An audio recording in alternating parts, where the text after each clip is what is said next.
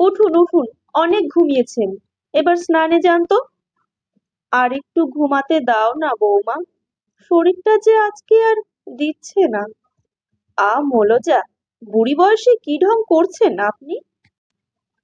এক্ষুনি স্নানে যান বলছি, না হলে ঘাড় ধরে তুলে বাথরুমে নিয়ে যাব। সুরেশ, সুরেশ, দেখ দেখ, তোর বউ খালি ঝগড়া করছে আমার সাথে। বৃদ্ধা তখন প্রায় ক্রন্দনরত অবস্থায়। সুরেশের প্রবেশ। কি হচ্ছে বলো তো সকাল সকাল? কেন অশান্তি করছো তোমরা? কেন আবার চিৎকার করছো বলো তো তোমরা? চিৎকার? চিৎকার তো কিছু করিনি। বলতে বলতে মুখে রক্ত উঠে গেল বুড়ির। দিন দিন বয়স বেড়েই চলেছে, অসুস্থও হচ্ছে, কিন্তু মরছে না। বলি মরছে না যখন, তখন দিয়ে আসো না বৃদ্ধাশ্রমে, ঘাড় থেকে একটা বোঝা নামবে। সারা ঘর বাড়ি সামলানোর পর ওনার পিছনে খাটতে আমি পারবো না বাবা। গলা টিপে দে, গলাটা টিপে দে না তোরা আমার, মরে বেঁচে যাই। ইচ্ছা তো করে তাই করি। জ্বলে পুড়ে যাচ্ছি আপনাকে নিয়ে। চলুন চলুন স্নানে। রমা দেবী বৃদ্ধার হাত ধরে এক বিশাল জোরে টান দিয়ে নিয়ে যায় কল ঘরের দিকে। বৃদ্ধা এবার আর নিজেকে সংযমে রাখতে পারেন না। এবার বৃদ্ধা চিৎকার করে ওঠে, মরে গেলাম গো। ওরে সুরেশ বাঁচা, তোর বউ মেরে ফেললো আমায়। সুরেশের এই চিৎকার এখন গা সওয়া, এ যে প্রতিদিনের আওয়াজ। সুরেশ নিজেও এখন বোধহয় ভাবতে শুরু করেছে যে তার মা বাড়ির বোঝা হয়ে উঠেছে। কিন্তু বৃদ্ধাশ্রমটা, এর কদিন পর এবার সত্যি বৃদ্ধা যায় বৃদ্ধাশ্রম। রমা দেবী এবার সত্যি শান্তি পেল।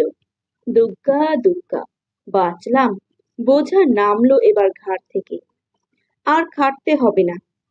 বৃদ্ধা বৃদ্ধাশ্রম যাওয়ার 1 বছর পর একটা চিঠি এলো বৃদ্ধাশ্রম থেকে।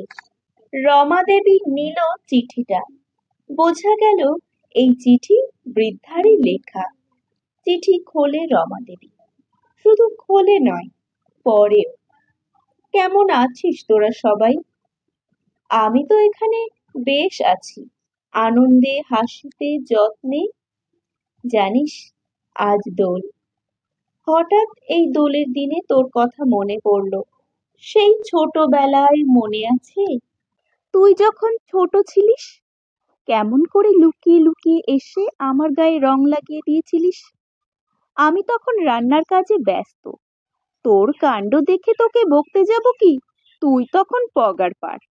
মনে পড়ে, মাকে ছাড়া স্কুল যেতিস না, মাকে ছাড়া ঘুমাতিস না, মাকে ছাড়া খেতিস না, মাকে ছাড়া পড়তে বসতিস না।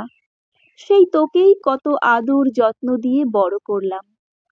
চোট পেলে সারিয়ে তোলার যে বিপুল প্রচেষ্টা, তা দেখে বাড়ির সবাই বলতো আহ্লাদি।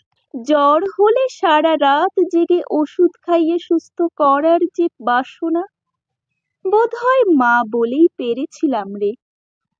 তারপর তুই বড় হলি, মনের মতো করে বউ নিয়ে এলাম, নিজের মেয়ের মতো করে মানুষ করব বলে।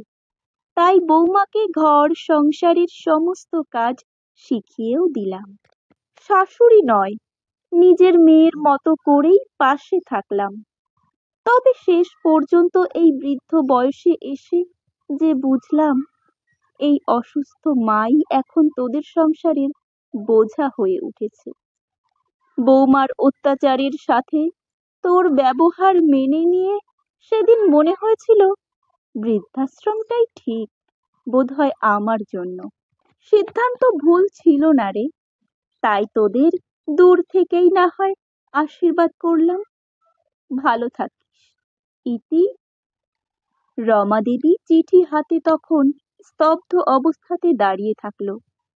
চোখের কোণায় দেখা দিল সামান্য জল।